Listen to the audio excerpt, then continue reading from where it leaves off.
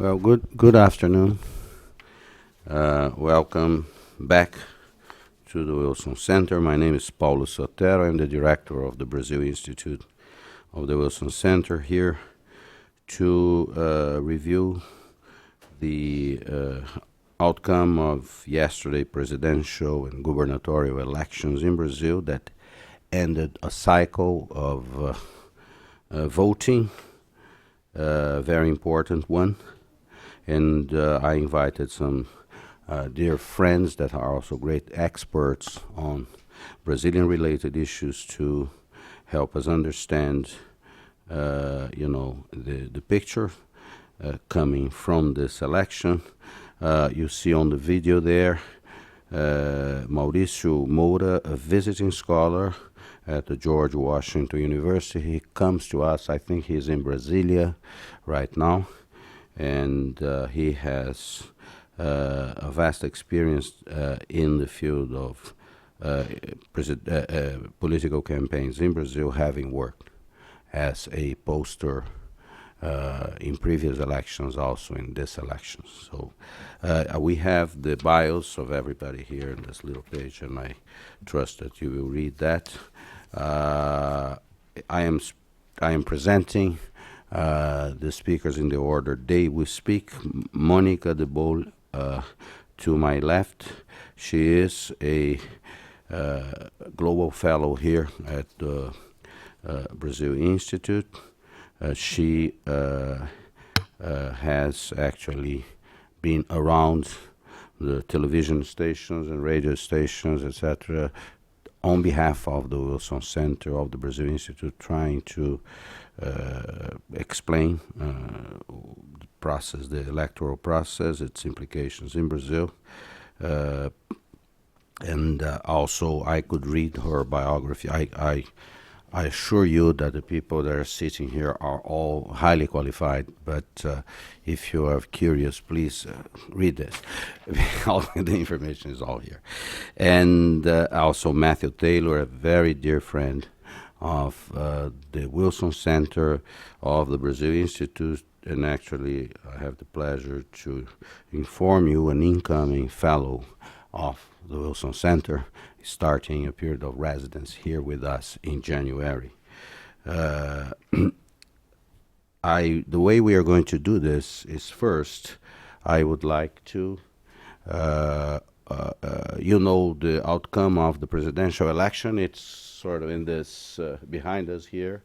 The President Dilma Rousseff won. There are some information here about the size of each congressional delegation to the next Congress, the main forces. And instead of reading this to you that you can see, I will ask Mauricio, who was there, has been there for about 4 months, working on different aspects of elections, to give us his summary of what happened and why it happened the way it happened. Mauricio, go ahead. Thank you, Paulo. Good afternoon, everybody. Good afternoon, Monica. Good afternoon, Matthew. First of all, I would like to say that this presidential election was an amazing race. I think it was almost like a movie script.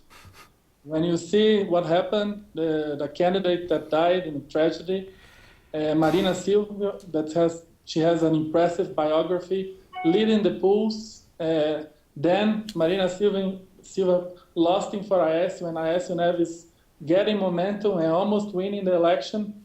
So it was incredible. I've never seen any presidential election like this. And I have some general comments. Today, I had the opportunity to call this morning João Santana, the political campaign manager of Dilma. And I think that, again, the PT did a very good job on the campaign. I think they had some issues, and I will comment on those. But in the end of the day, they run an excellent political campaign again. And in terms of the numbers, what was interesting about the election, and all my colleagues in the university are asking me, how come? And then Monica can talk about this better. But it's amazing that Dilma won elections delivering an economy that's worse than she got 4 years ago. And I can tell you that running a campaign with a presidential campaign with a bad economic scenario is very, very difficult. And in this sense, they did a very good job. Again, the Work Party, or the PT, won in 9 states that they run the income transfer program, the Bolsa Família, and that was not a surprise. And again, the PSDB won, especially the south and the southeast of Brazil. That was not a surprise again. But the election was basically decided in 2 aspects yesterday. First one, PSDB won in most of the capital cities, and they won in most of the big cities, but the PT won in the medium and the small cities. The small cities, the PT did very, very well, and they decided the election on the most concentration of the medium cities. And then the state of Brazil that has more medium cities is Minas Gerais. And what was it? I was forecasting that PSDB would win Minas Gerais for many reasons, especially because Aécio Neves, the opposition candidate, is from Minas Gerais. In the first round, the sum of the votes of Aécio and Marina would be possible to win Minas Gerais, but they lost, and they lost in the medium cities there, and I think it was a very crucial. I can easily say that Minas is the Ohio of Brazilian presidential elections. Never in the history a president was elected not winning Minas Gerais. So again, the history repeats itself yesterday. However, it's interesting to see that it was the closest election ever in the presidential race in Brazil. The PT did the worst in terms of winning compared to 2002, 2006, and 2010. And the PSDB lost, but on the other hand, it was the best performance. They got 51 million votes, so they were very close to win this time. And in that sense, the opposition got ground in Brazil. That's a fact. That's a numerical fact. And even inside the PT, inside the Work Party, they know that they will have to reinvent themselves if they want to keep getting ground and keep running those races in the presidential scenario. And in that sense, another interesting fact was that in the Northeast, especially in Pernambuco, in the state of Pernambuco, Marina Silva won the state of Pernambuco in the first round. And I was calculating that if Aécio got about 50-60% of Marina votes in the Pernambuco, he would win. But the transfer effect was ridiculous. Dilma won by far the state of Pernambuco. And even the support of Renata Campos, the widow of Eduardo Campos, and Marina Silva didn't do any positive effect for us in the state of Pernambuco. In summary, the PT won because they won the states with Bolsa Família. They won in the medium cities that most of what we call the Class C in Brazil are concentrated. And they won 2 key states, Minas and Pernambuco. On the other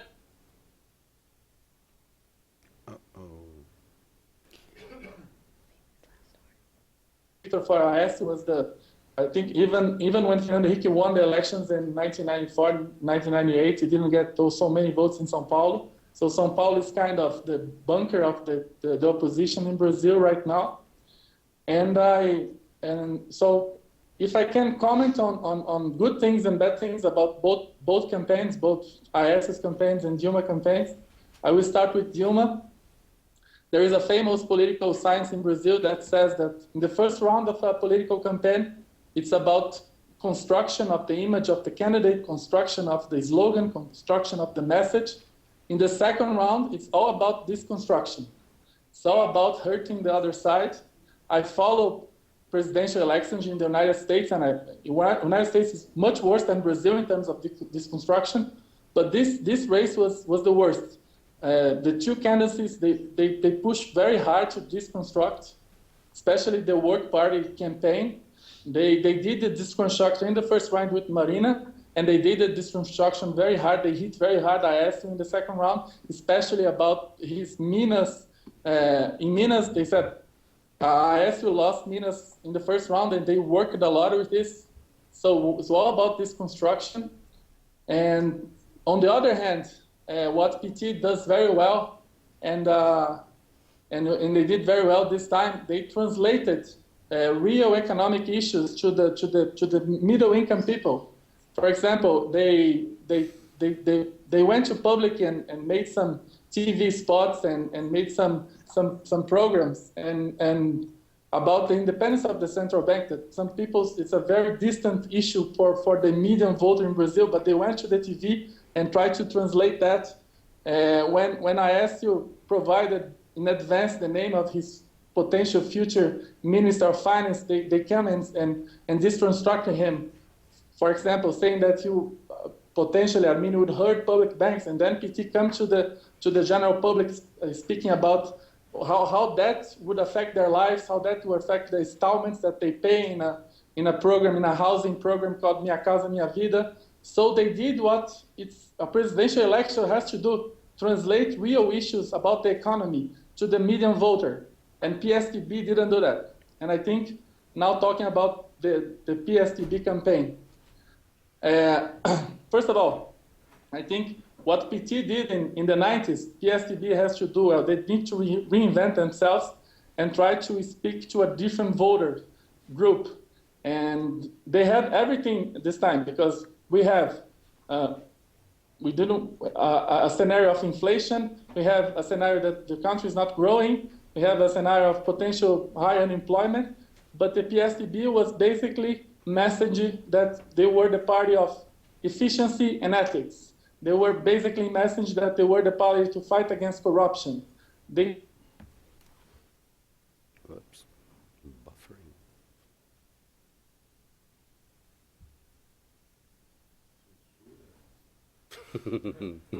don't vote to PSDB. So Aécio did a very good job talking to the people that were already converted, and did a very poor job talking to the potential new voters of PSDB.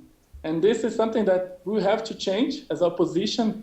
They have to think through about this. How can they need to come closer to the people, especially because they lost the election, that they have everything to win, the economic scenario, the momentum, and etc. So again, what's gonna define the political scenario right now? I think Dilma, we're gonna have a very hard time politically for many reasons. First of all, inside PT, they had a group, a very strong group inside PT that was advocating to Lula coming back even during the election.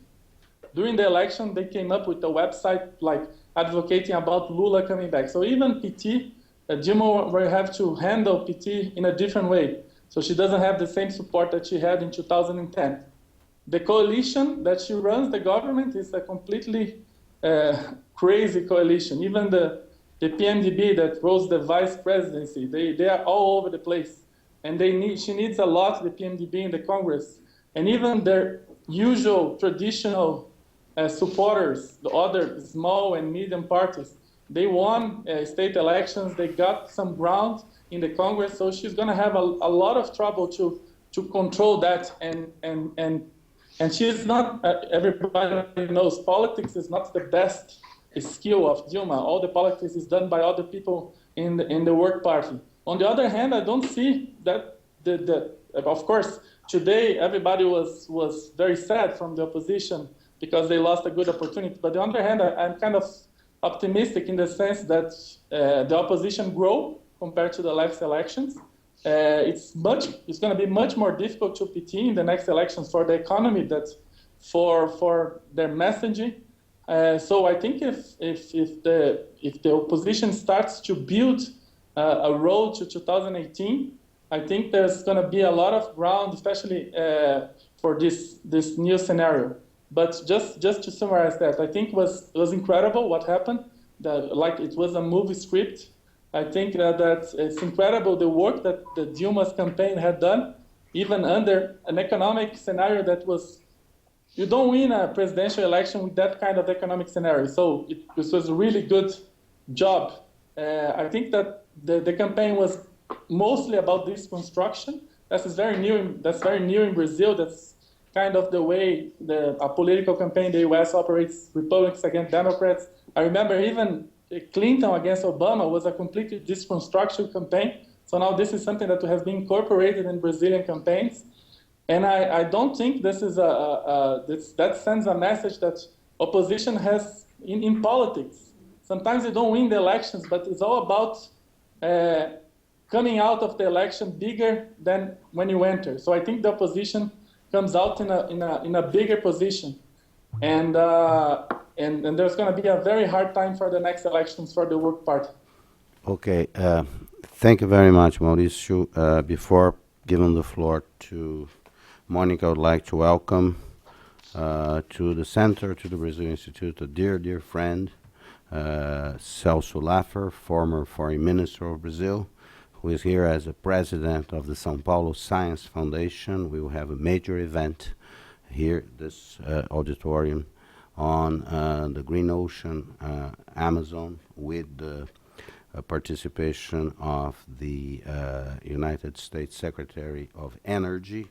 And I would like also to welcome my dear friend, Carlos Eduardo Lins da Silva, who is also a global fellow here at the Brazil Institute and a former scholar of the Brazil Institute, of the Wilson Center, when the Wilson Center was housed at the castle of the Smithsonian. I would like now to ask Monica to give her presentation, focusing more on this question that Mauricio raised about, the economy continues to be in a very fragile state in Brazil, will likely be in even more fragile state when news expected any time now about tax collections that were whose publication was postponed for after the election, news about rising prices of gasoline and tariffs and electricity that we know those are what we call the managed prices in Brazil. They are not determined by markets but by government. We know that those are coming up. So bad economic picture at the election, maybe worse now. Monica, what happened? Well, first of all, let me thank Matthew, and thank Mauricio for his very good exposition about the Brazilian electoral scenario. I think Mauricio touched on a point that is important to dissecate a bit more, which is this question of how does somebody get reelected in a not good economic environment? How does something like that happen? And I think I have basically two explanations for this. I mean, on the one hand, yes, the economy is not doing well. Inflation is high, growth has gone down over the last few years. But one thing that is still very present in Brazil, and this is what really affects people in what they do and how they vote, is what's happening to unemployment. And the fact of the matter is that even though growth has been slowing considerably, even though we expect a recession to happen even in 2014, that's possible, we can't rule that out yet, none of this has had any effect whatsoever on unemployment. So people have this sense that things are not going well, but it has not affected their daily lives. And the PT was extremely effective in passing on the message that you don't have to worry about your employment, that's guaranteed. We'll do whatever it takes to keep you employed, and we'll also do whatever it takes to maintain your incomes. And so there was one factor that has to do with the way that the PT got this message across very well, which I think made a big difference. And the other factor, which was a bit what the PSDB tried to explore, the sense of uncertainty, the sense that things are not really going to get any better from this point onwards. This sort of message kind of gets lost because it makes people think about a future that is uncertain, that they can't exactly qualify, and they can't really relate to their everyday lives, because the fact of the matter is that unemployment has never been as low as it is in Brazil at the moment. We have an unemployment rate of 4.9%. So I think these were difficulties that help to, these were things that help to explain why it hasn't been, the sort of it's the economy stupid scenario. I mean, it wasn't really the economy, at least not in the sense of people's lives and how they felt about the economy.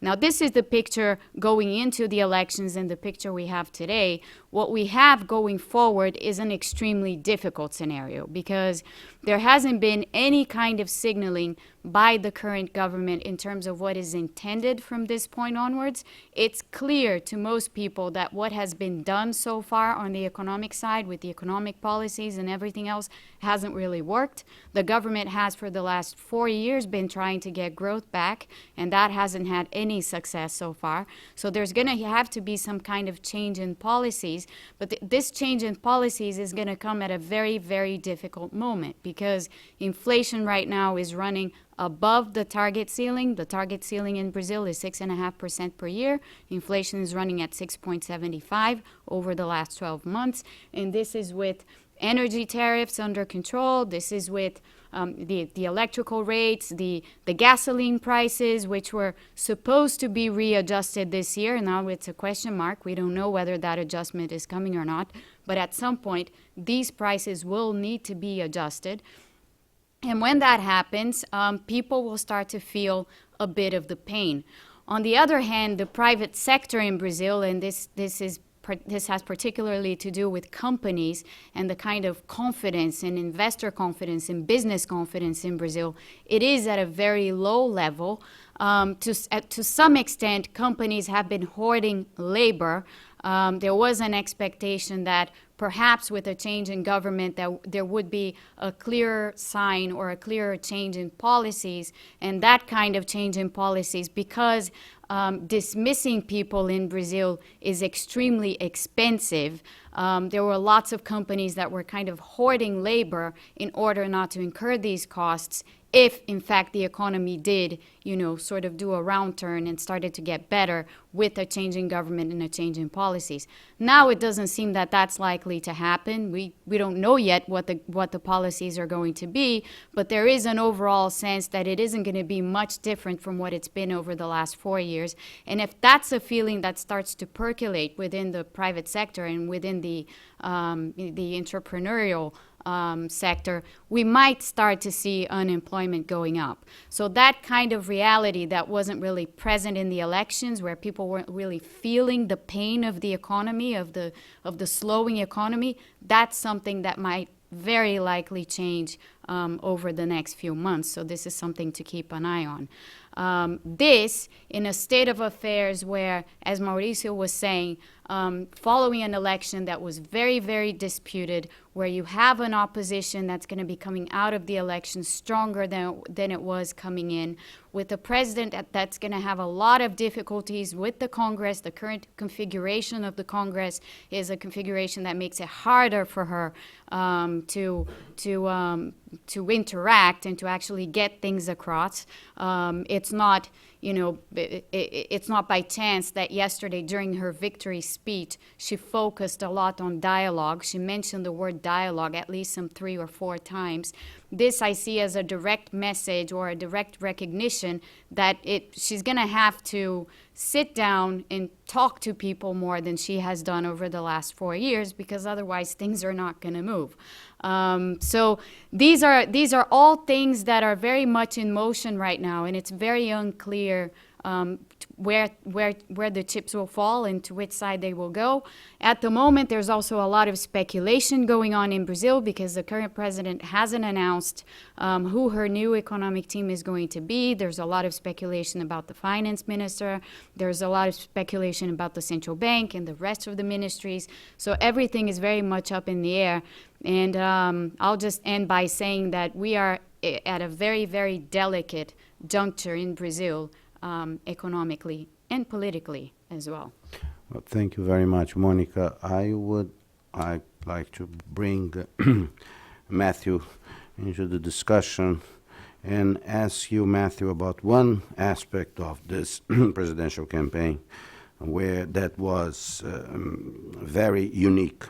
Corruption has always been an issue debated back and forth in Brazil. We had in the year 2012, 2013, a major trial on corruption in Brazil, the largest case, the so-called mensalão, a vote-buying scheme in Congress. We are now faced with something bigger than that, apparently, allegation of fraudulent operations involving the company Petrobras, operations involving maybe $4 billion, tens of Brazilian companies. There are at least, I think, 3 witnesses that have already signed plea bargaining agreements with federal authorities in Brazil, judges and federal prosecutors. Federal police is obviously working very hard on this. Some of this material some of the depositions have been made public. If you have the interest and the patience to listen to hour and a half of one deposition that has by a gentleman by the name Alberto Youssef. He's one of the government witness now. He was one of the operators of this scheme, and he goes on to explain in detail what happened, where, how much this person got, what is the percentage of the other person, what party got this, what party got that. This has been documented. The judges, and actually it's very interesting an exercise because you can observe how professional the judges and the prosecutors are in this, always reminding the gentleman that you could be incriminating yourself, you could stay silent, you prefer, because this is a plea bargain agreement, he has to prove what he's saying, correct? Now, just 2 days before the election, Veja magazine, the weekly magazine of Brazil, largest circulation, comes out with a cover story 1 day in advance of normal publication day, directly accusing the president and the former president of having been familiar, having known about this from the beginning, which changes completely the ball game. Now, Veja did not substantiate its accusation. The accusation is attributed to a gentleman, the same gentleman, Mr. Youssef, and obviously there are all kinds of speculations regarding whether he has proof of this or does not. President Dilma understandably reacted very, very angry to this, said that this was electoral terrorism, and announcing that she was going to sue Veja magazine. President Rousseff has a reputation among Brazilians of being a clean politician. She fired some 6 or 7 ministers that she inherited from President Luiz Inácio Lula da Silva, and but different. But the general issue was corruption.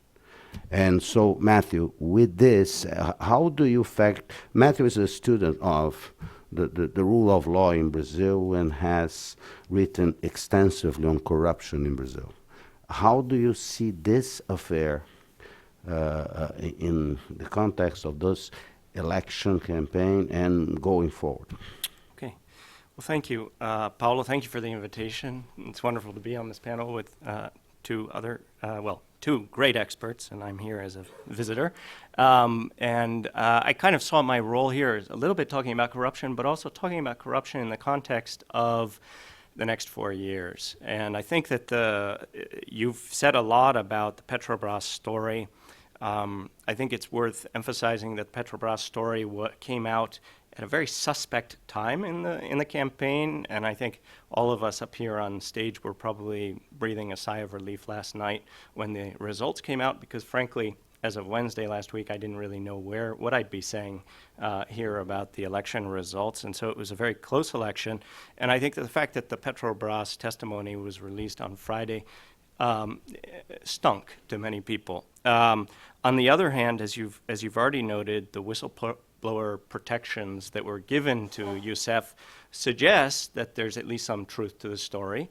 And I think that this corruption story is therefore an immediate threat to governability in Brazil, and one that will change the prospects for governance in Brazil, partly because it's part of an agenda that Dilma Rousseff probably did not envision when she began running for re-election. That is, she could think of many things to do and many elements of her platform to worry about, but the last thing she needed to be worrying about was a major scandal like this. And I do think if the allegations are proved true, this certainly has legs. Apparently, according to the allegations, and again, we have to reiterate that these have not been upheld in a court of law, but they implicate the PT party treasurer. They implicate possibly as many as 50 national politicians. So I do think that this is a very important threat to governability. Let me take a step back, though, and talk a little bit about where I think Brazil stands in the wake of this election. And I think perhaps the most interesting thing about this election is that Dilma Rousseff, the incumbent, running for a second term after 2 consecutive terms where her predecessor who chose her had won 2 terms. So running for the 13th through the 16th year of PT power, she ran on a platform where the slogan was Governo Novo, Ideias Novas, new government, new ideas. And so this is, I think, an important recognition of the kind of change that voters believe was necessary. And she, of course, went, and as Mauricio has pointed out, she won overwhelmingly in the Northeast, some places by 3-to-1 margins, and most importantly, she won in Minas Gerais by a much smaller margin, but nonetheless a very important, the Ohio of Brazilian politics. I like that term.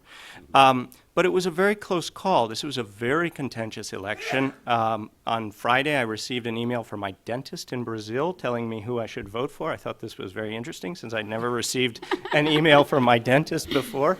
But it gives you a sense of how contentious it is.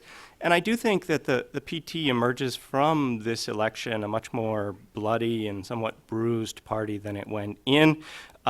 Former President Luiz Inácio Lula da Silva comes out of this, I think, facing doubts about his possibilities if he does decide to run in 2018. He's certainly the front runner, but he'll be 72 years old. And his behavior was uneven. I think, there were times when he disappeared from the campaign trail. There were times when he used terms that drew considerable opprobrium among the commentariat, but then also among the public as well. The Rousseff campaign's deconstruction, to use Mauricio's term, of Marina Silva may have been very effective electorally, but it, of course, leaves a very large chunk, between a sixth and a fifth of the electorate, considerably less likely to work with the Rousseff government. And although the PT won important victories, including winning the Minas Gerais governorship, it's really hard to avoid the extrapolation that comes from looking at the party's declining margins of victory. So 22.6% margin in 2002, 21.6% in 2006, 12% in 2010, and now 3.28% yesterday. And I think most important in this regard is that, once again, the party has been overwhelmingly rejected in the South and the Southeast, which are, of course, the heartland, the industrial heartland of Brazil, and even Rio Grande do Sul, Dilma's home state, actually plumbed for Aécio. And so the reason I mention all this is by way of pointing to the fact that the political calculus for the next 4 years is really going to be centered around thinking ahead to the 2018 elections. As I mentioned, Lula will be 72, although he's the rock star of Brazilian politics. He's had his own health challenges, and I do think that the chances of the Petrobras scandal affecting his image are considerable. Aécio Neves has become clearly the front runner of the opposition, and he has a wonderful soapbox to stand on. Not only is he a senator, but he's also the president of the PSDB. That will allow him to remain in the spotlight, and I doubt that he'll be as, I guess, gentle as he was in opposition previously. The fact that 19 of 27 governorships were won by the PT and its allies sounds good, but in fact, I think as we think about the fact that 14 of those were won by parties other than the PT, that presents alternate potential competitors who may find the call of national office particularly appealing. In addition, although the Dilma alliance currently holds 304 seats, we know that that's 4 seats short of what they would need for a constitutional amendment. In addition, they probably will be able to pick up those seats. Usually the governing incumbent party is able to attract people to the coalition. But this majority is much shakier than it has been in the past, including under the PT. The PT itself lost about 4% of seats from the last election for the Chamber of Deputies to the present. The PMDB plus the PT fell from nearly a third of the chamber in 2010. They had 31% to just over a quarter now.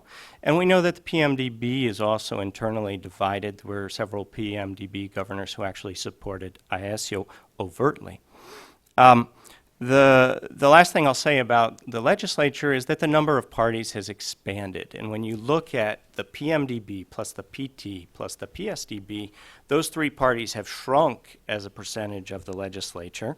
And the remaining parties, I think, probably took away the useful lesson from the election that the combined issues of the economy, poor public services, and corruption are potential wedges that can be driven between the PT and the middle class, and especially the lower middle class.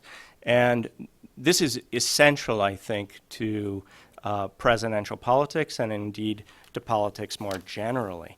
And so I think what we're going to see is that the agenda for the foreseeable future, and certainly right now as politicians are looking forward to the next set of elections, the agenda is going to be driven by those 3 issues. The economy, which Monica has already explained to us, and I think made the good point that, the economy was a wonderful thing for Dilma. You can't beat 4.9% unemployment, but the fact of the matter is, as Maílson da Nóbrega pointed out this week in an editorial, it's very unlikely that 4.9% unemployment can persist over time. There's very urgent work that's needed to deal with the fiscal accounts, to deal with a deteriorating current account, to deal with declining personal credit, and all of those things impact on the lower middle class. It's not going to be fun. Monica used the word pain several times, and I think that politically this will be not at all enjoyable. And then finally, and Monica and I were talking about this before this began, but financial markets have wreaked havoc. I think Petrobras is down about 40% from September, and the last time I looked at this before the talk began, it was down about 10% this morning. So maybe it's not enough, but it's certainly not a good sign. And I think Dilma has shown signs that she recognizes this threat. She's already said she's going to let Montego go, but she needs to move quickly. On social services, the big challenge here is that she bears a lot of the responsibility, but she holds very few of the cards. And most of the social services that require improvements, whether it's public transportation, health, security, or education, all require multiple actors. And then finally, we come to corruption. And I've already spoken about that, but I'll just say one last thing on this, which is that Dilma has said she really wants to come up with a proposal for political reform. You might think that that would have an impact on corruption, particularly given that so many campaign finance contributors actually come from companies that are associated with corruption, including in the Petrobras scandal.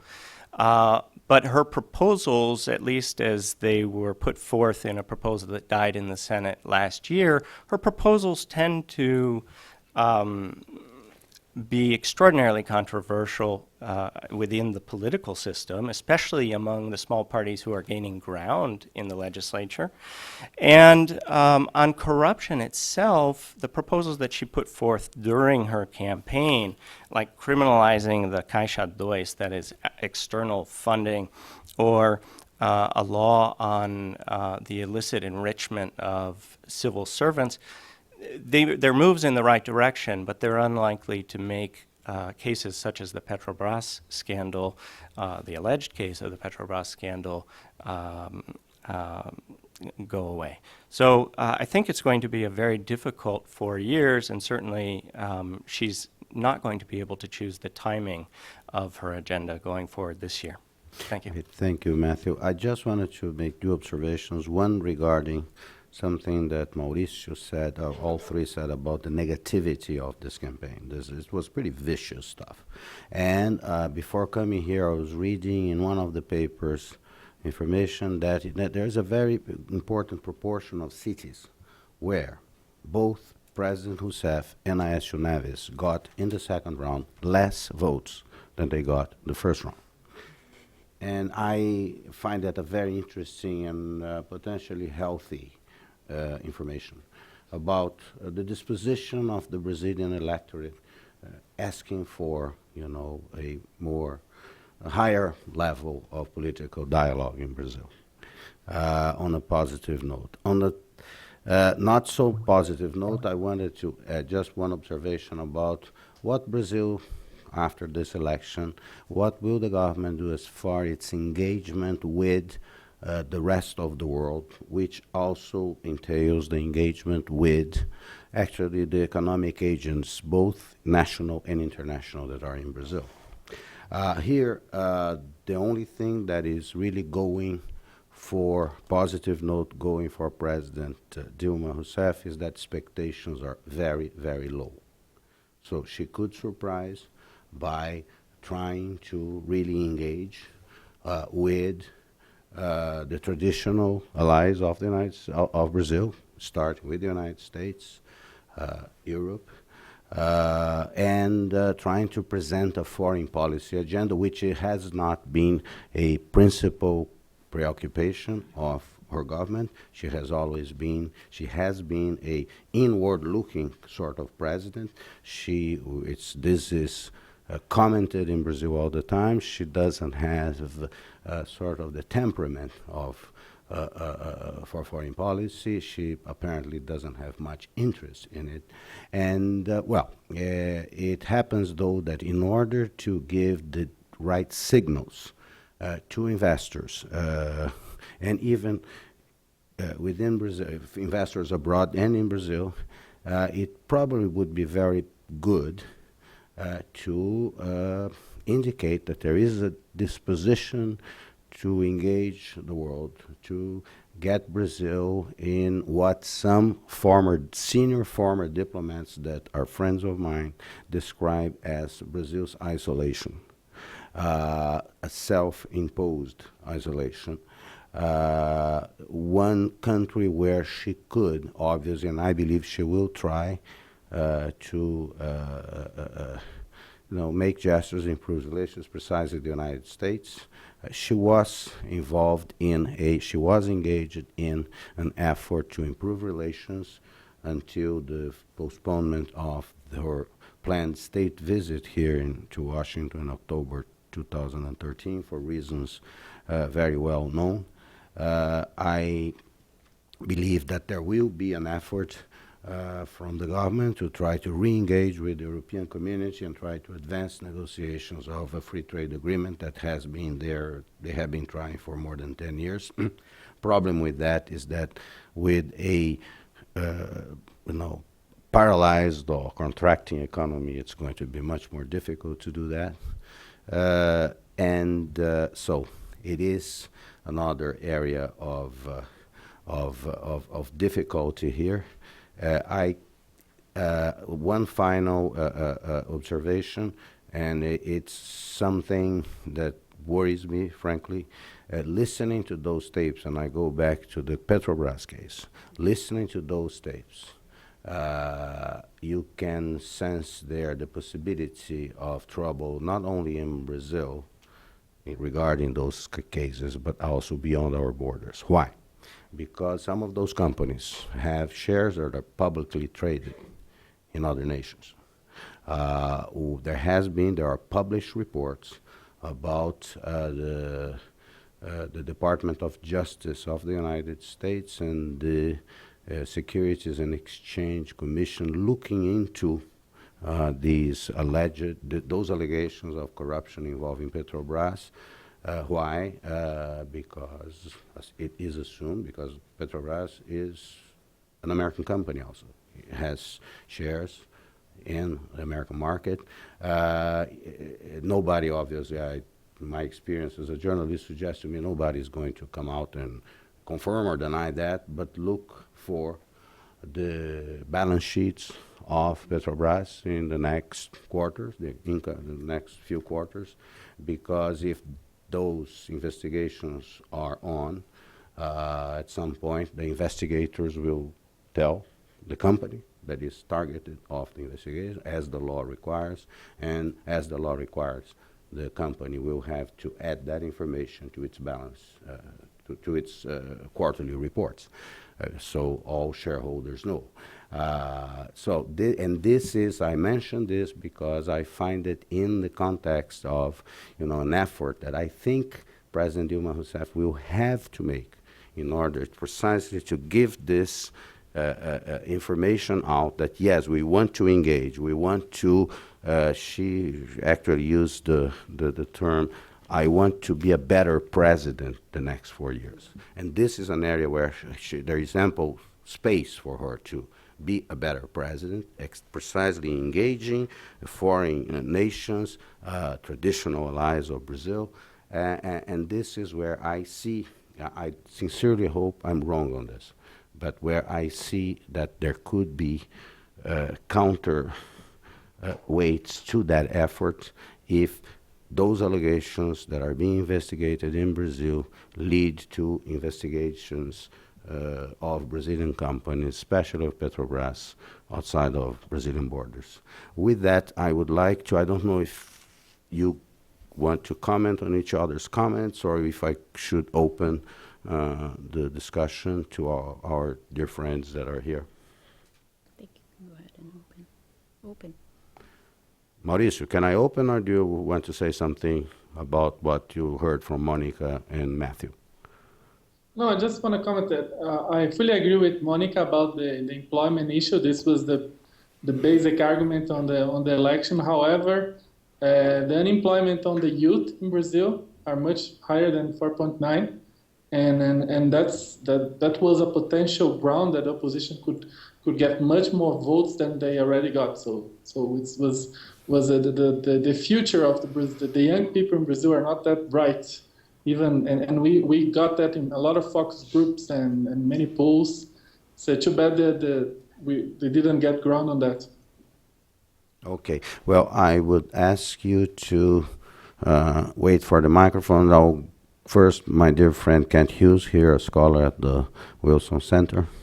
Thank you, Paulo, and thank you for the panel. It's really been terrific and very informative about, of course, Americans' favorite subject right now with our own elections coming up. It was almost pleasant to see that elections in Brazil can be almost as tough and filled with nasty commercials as they are here. I'm in defense of President Dilma. She really did get hit by this drop in commodity prices and the demand coming out of China. Experts that one reads often speculate that, if anything, the Chinese growth rate actually will continue to decline a bit. So you don't look like commodities are going to come to the rescue. On the other hand, the investment side of the Bolsa Familia has been to increase the functional literacy rate in Brazil.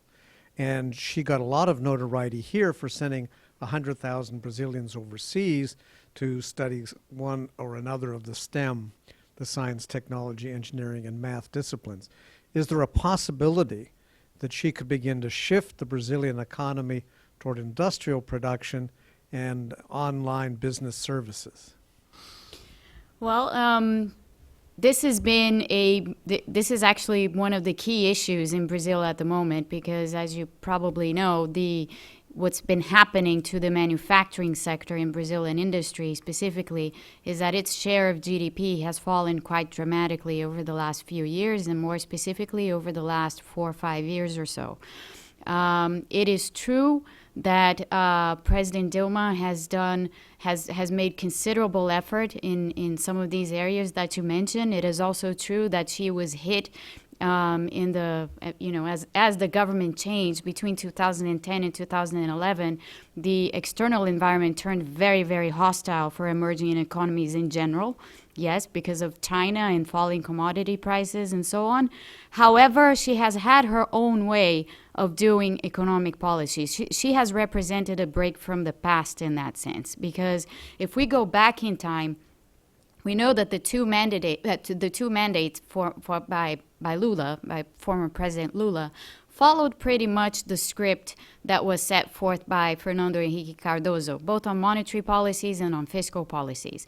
When Dilma was elected in 2010 and came into her term in 2011, she made a shift. She made a shift both in monetary policy as well as in fiscal policy. And this shift has had effects on the outcomes for growth and inflation, just as much, I would say, as the external environment, the hostile external environment has had. So she now faces a difficult situation where, in part, this difficult situation is of her own making. So to get things back on track, and more specifically, to have the room to continue to run the social programs as they have been running, to have the room to invest in education as she's been saying she wants to do, specifically enlarging programs such as Ciências Sem Fronteiras, which is the one that you refer to, and in doing other things, specifically in the area of industrial policy, which is an area that her previous government has failed. They have not been able to produce anything that gives industry and the manufacturing sector more generally hopes for the future. She's going to be facing a very difficult environment still, because on the external side, the China story is still the same as it was. The rest of the world is not going to be of much help. The U.S. economy is mending, but at a slow pace. Europe's a problem. Japan's a problem. And as we've seen coming out of the IMF and the World Bank meetings, the outlook is really not that great. So we're not going to have a lot of hope from there. So what really needs to be done is a change in course in economic policy making, and also in thinking of where Brazil is heading over the next 4 or 5 years. And this is something where we still have a big question mark, because she's had 2-3 months over the course of her campaign to delineate some kind of strategy, to delineate some kind of course, and we've had no such delineation whatsoever. So it's very much up in the air what we will see going forward. And I share Matthew's concern over the overall situation and the sustainability of certain things in Brazil at this juncture. Well, I'd like to ask Anita Fiore de Abreu from the IDB to ask a question. Thank you, Paulo. This is pretty awkward because my question is for my husband, Mauricio. Mauricio, I have a question for you. One thing you missed, I think, is the fact that 27% of the people either did not vote or voted blank. This is striking. We never had it in Brazilian history. And to me, I'd like to hear from you, what do you think is the profile of these people? Are they young? How poor are they? How rich are they? Who are these people? Who are these 37 million people that didn't vote on Sunday and that could make a difference? Mostly, we have a lot of people, especially on the big cities.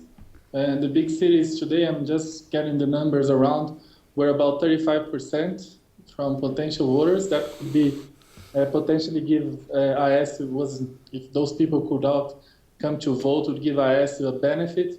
On the other hand, we had an abstention of between 28, 29% on very small cities around north and the northeast. So it's basically, however, this number was lower compared to 2010, but it's still there is it's the opposite. Where you see the very high income not voting, or people with the lowest income level as well. And one thing that the parties and the campaigns have to do as a homework for the next elections. Many places around the globe, the vote's not mandatory.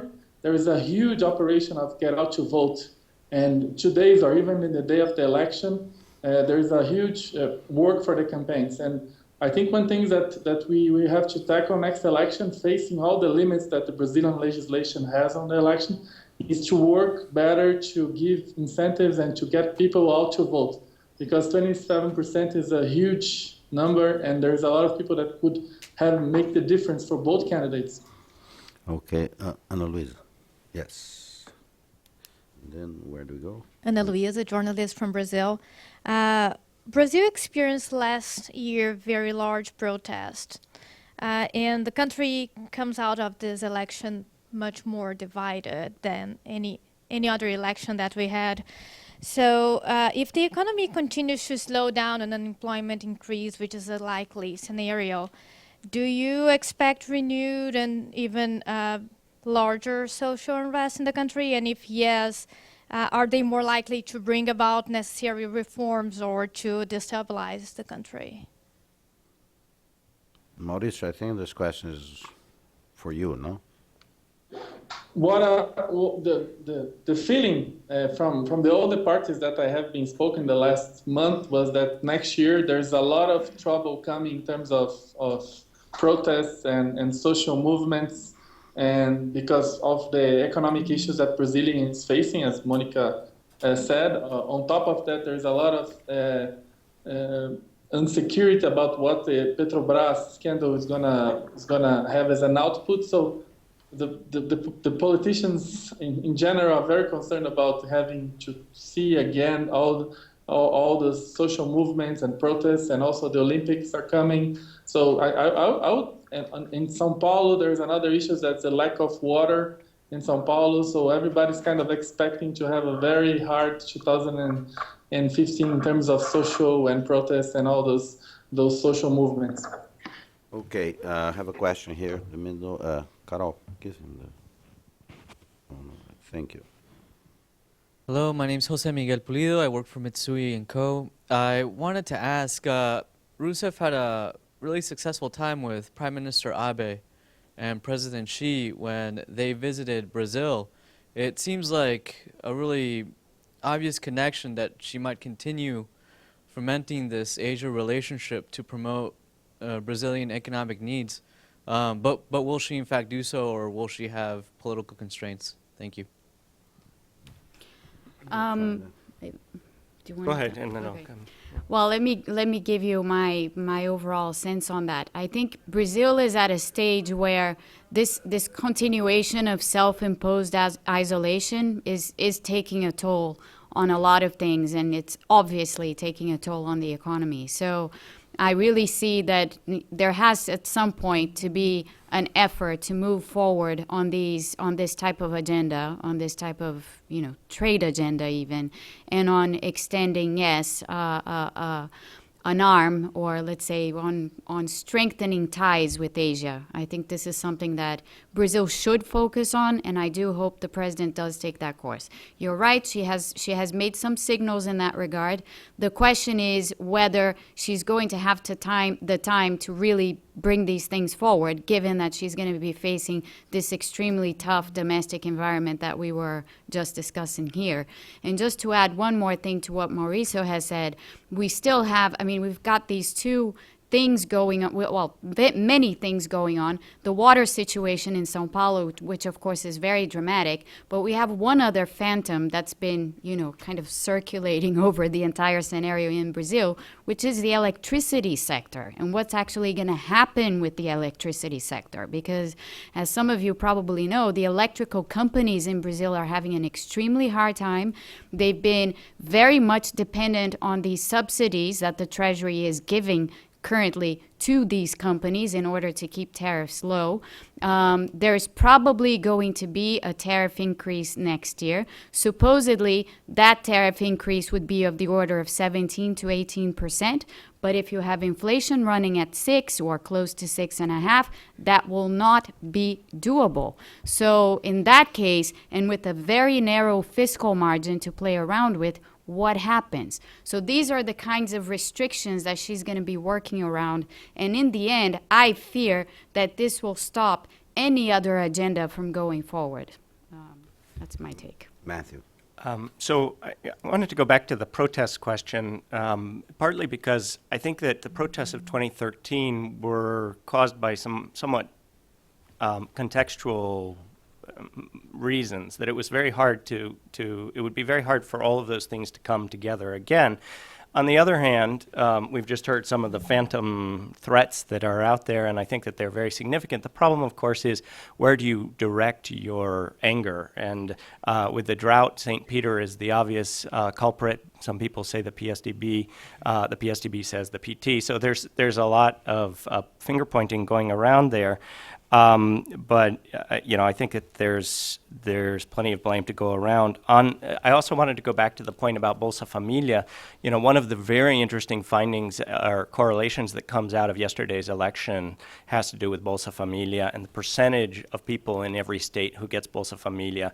There's a linear correlation between percentage of Bolsa Familia recipients and Dilma's success. So they've really done a very good job of taking ownership on that. And then finally on China or Japan, having looked at this somewhat superficially, but on China there are much deeper ties, and it may be more possible to reach some sort of an arrangement, partly because of Brazil's state capitalism. And we haven't really talked about this, but this is something that's sort of behind a lot of the questions that we're discussing today, the very close relationships, especially under the PT, between the state development banks, state banks themselves, and industrial policy, and then foreign policy. And I think that can play out more effectively with countries like China than it can perhaps with Japan.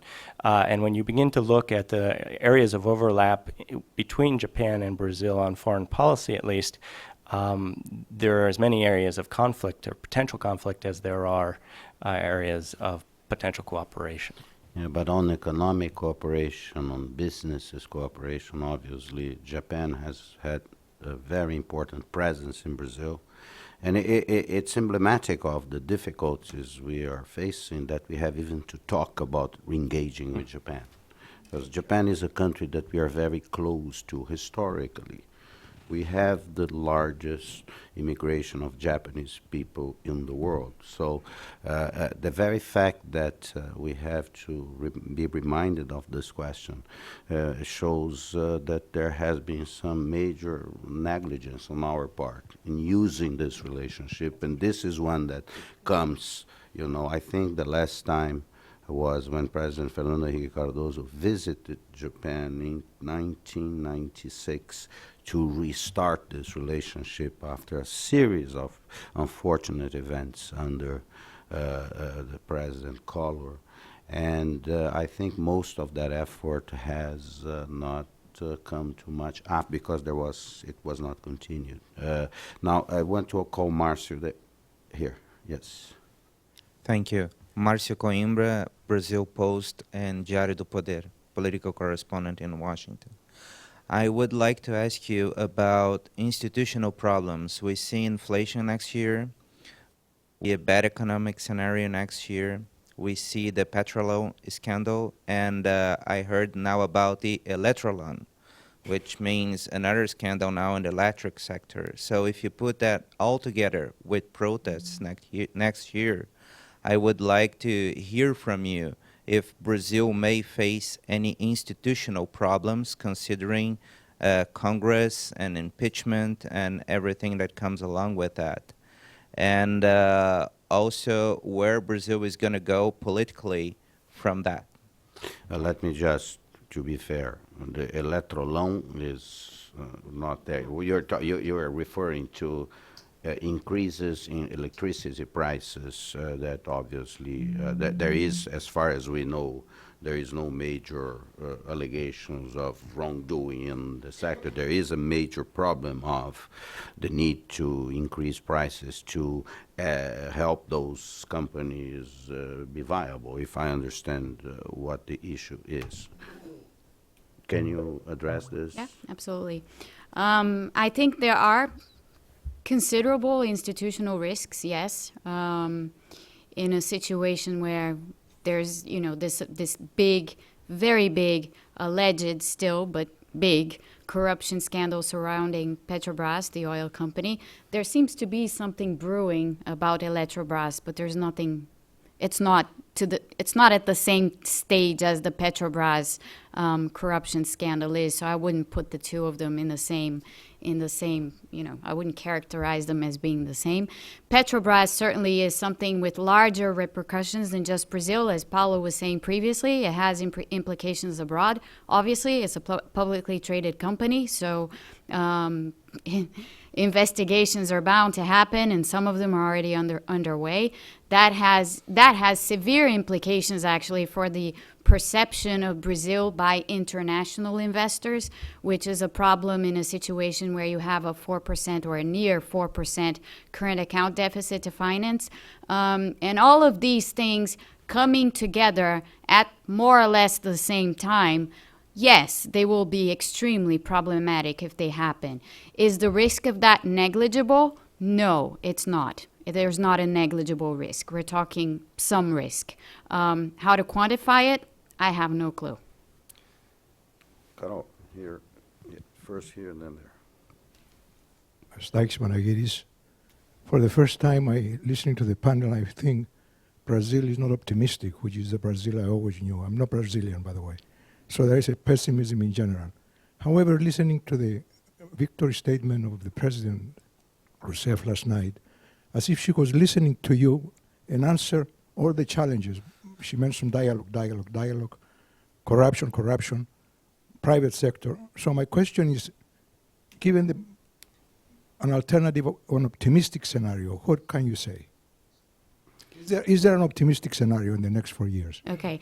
I wasn't trying to sound pessimistic. I was trying to sound realistic. Unfortunately, sometimes pessimism and realism, they kind of, get confused. But I'm not by nature an optimist. I'm half German, so. And an economist. It's my inclination to be. It's my inclination to be a realist. What would be an optimistic scenario? An optimistic scenario would be one where Dilma makes changes in the course of economic policies in Brazil. Is that impossible? No, it's not. She could have, a good appointment as a finance minister. She could make significant changes if she did. I'm sure her market perception and her overall internal perception in Brazil would be much different. So there's a way there, for sure. She still has some room for maneuver. I mean, we have been talking here about, the straight margins regarding the fiscal, the straight margins regarding the external accounts. But the fact of the matter is that Brazil does have considerable international reserves to still, stem exchange rate devaluations and a lot of turbulence in domestic markets, and that's good. That's very different from the past. On the fiscal side, the margin is very small. However, if she makes a good signal about fiscal policies going forward, given that it is, as she says, a new government, a new way, if she shows that with credibility, I think there is some wiggle room here where Brazil could perhaps not fall into these kinds of traps that we've been discussing here. So it's not all bad, but I think our role here is to kind of give the most realistic picture we can. And from where we're sitting now, of course, 2-3 months from now, things can be completely different. But from where we're sitting now, things look very, as I said before, it is an extremely delicate moment. So they can go one way, they can go another. It's a tipping point. Matthew. I would also point out, I mean, we were short on time, but this is a wonderful election. Somebody said before this meeting began, they said, what are the chances of there being any contestation of the electoral results? And I can think of virtually no reason that they would be contested. People have accepted them. They don't like them. Not everybody likes them, but they've accepted them. And so, I think there's a consensus in favor of democracy here that's very, very strong. And certainly democracy has accomplished enormous things that we're all familiar with, ranging from stabilization to Bolsa Familia, that both parties can take credit for, and indeed parties across the spectrum can take credit for. I did want to add in one thing on the Petrobras scandal, though, which is in terms of the timing of all of these things. If the mensalão is anything to go by, this won't go to trial until mid-2015 and a half, if it goes to trial.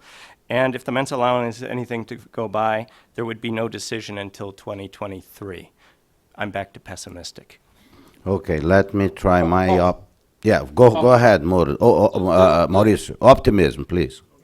Just one comment. After the first round, I had the opportunity to talk to Marina Silva about the outcome of the election, and I asked her, Senator, well, we're going to support Dilma or Aécio, and she said that she'll be closer to support Aécio, but Dilma winning, we're not going to be that bad. And I said, why? Why is not going to be that bad? And then Marina said to me, Dilma is the most prepared to deal with the issues that she has already created. So the optimistic side. So she knows the issues, and the topic for me, or the issues that it's going to be very hard for her to admit that she created any issues. But the optimistic is she's prepared to deal with that. Well, let me give you I have been accused of being an optimistic journalist, which is a contradiction in terms. But it is, I think that there is room here if, first, I was worried when President Dilma Rousseff in her acceptance speech said that I don't believe that Brazil is a divided country, because this is kind of denying reality, and from that you could reach a lot of wrong other wrong conclusions, and start reacting to the wrong things. But let's go back to the first 6 months of her term, when she did respond, she did act to what was called the fascina. She did fire a bunch of people that were seen as corrupt. She inherited all those ministers from her political creator and mentor, President Lula, and her approval rating during that period, and actually it lasted until the following year, it was almost at equal with President Lula's. So there was a lot of goodwill there. And I think she may be capable of generate that goodwill again if she surprises markets, citizens with good appointments for key positions in government, and it starts really to do what she's promised to do, is to dialogue, which we have not have much of that. You could hear even complaints about that aspect within Palácio do Planalto. So, but she has had her mandate renewed, as Matthew mentioned, in a democracy that is very vital, that proves that it functioning, and she has the opportunity. And leaders, when they are real leaders, they take those opportunities and they make something more of them. So questions here. Let's start in the back and come to the front. Right there, the lady.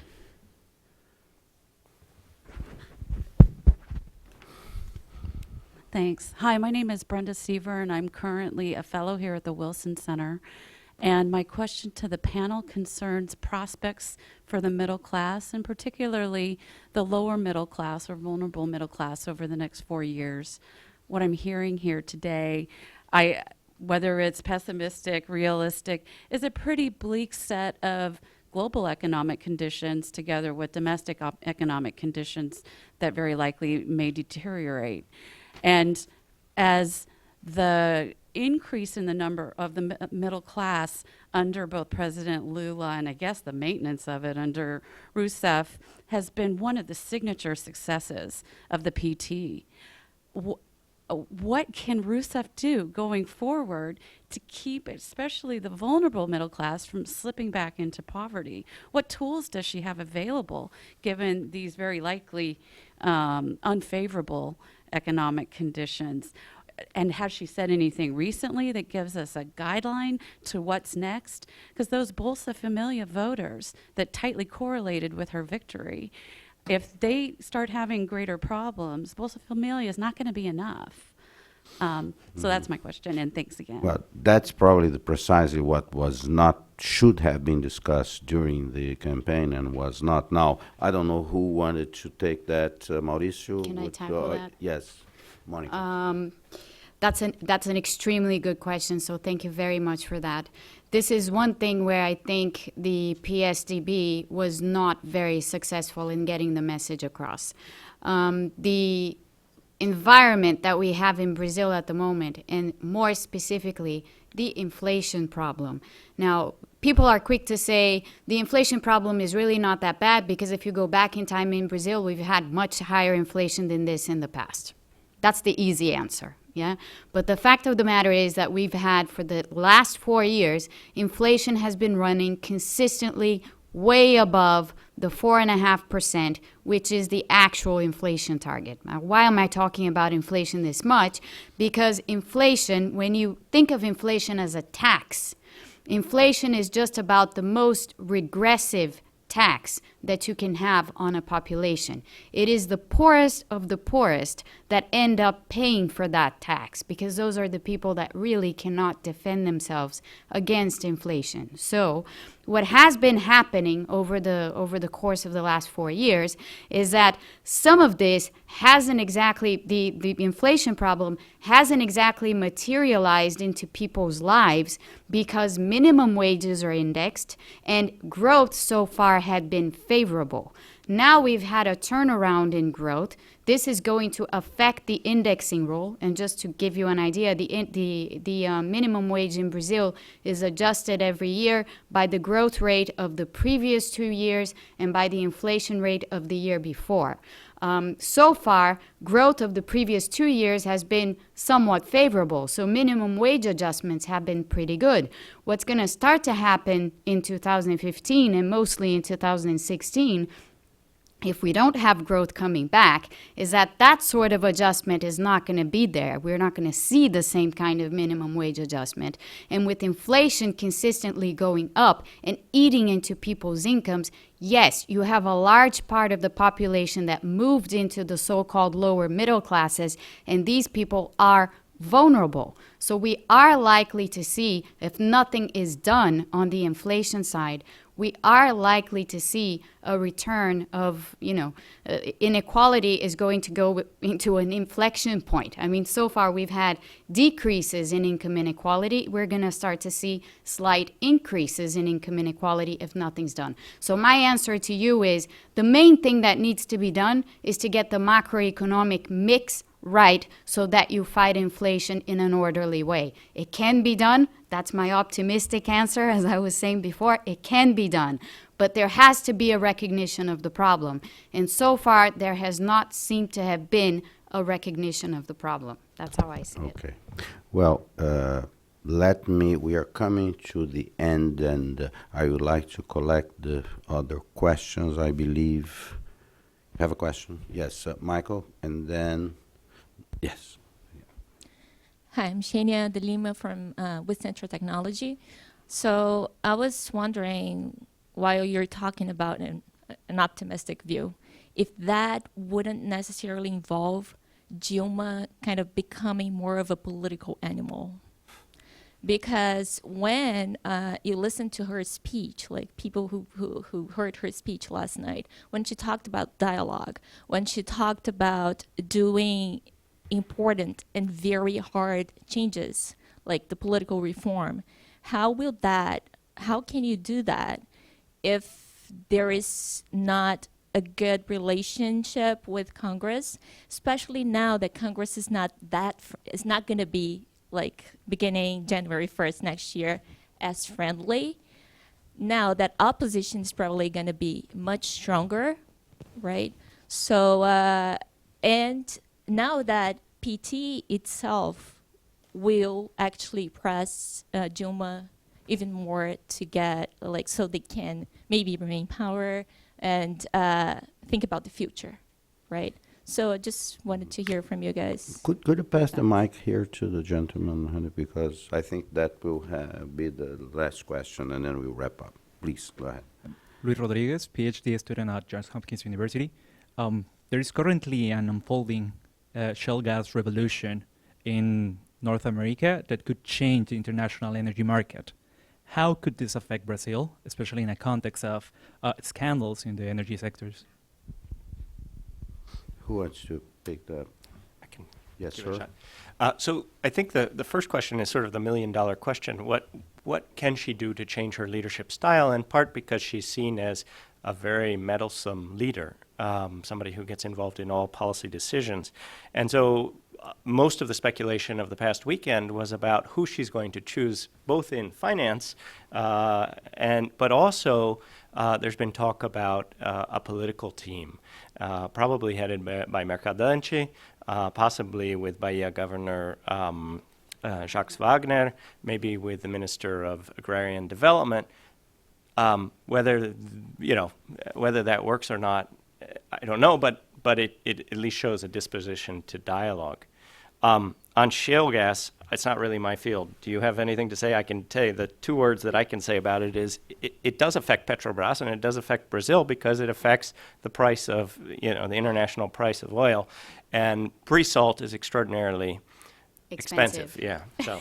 Yeah, and there is. Yeah, I don't really have anything to add to that. I was just going to say exactly the same thing. I mean, that's the obvious, right? I mean, the Brazilian government is counting a lot on the pre-salt, but of course, if the shale gas revolution continues, what we'll see is oil prices falling, which is good for the world, but won't be as good for Brazil, initially. And with that, I would like to remind you that in the next few days, stay tuned with Wilson Center website, because we will have a major conference precisely on oil and oil prices falling all over the place and what is the impact of that. I would like to remind you of two upcoming events here at the Wilson Center. One tomorrow, the reason why Minister Celso Laffer is here.